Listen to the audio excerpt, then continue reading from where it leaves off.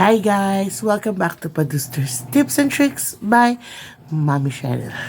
Guys, mayroon akong bagong cleaning gadget ngayon. Pakita ko sa inyo. Ayan. Maglilinis kasi ako ngayon ng aming garden. Ang daming mga dahon-dahon. Dahil meron kami mga fruit trees. Kaya ito binili ko. Ayan.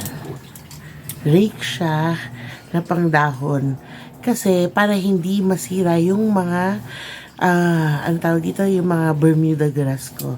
Ang ganda dito, telescopic siya na adjust.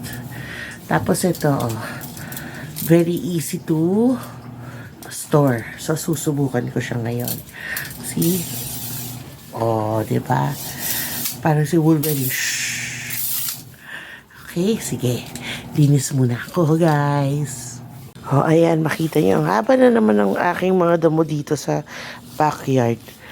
So, ito, subukan natin, See? Effective siya, At least, hindi nasisira yung damo ko. Kasi pag walis ting-ting, nasisira siya. Mas parang, parang nasasabunutan, ganun. At least ito, parang mas madali siyang mako-contain sa isang area. Ayan, ang galing. Maganda.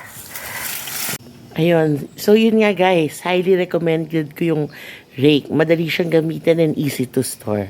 So yun lang. Thank you for watching. Sana nakatulong ulit ako sa inyo.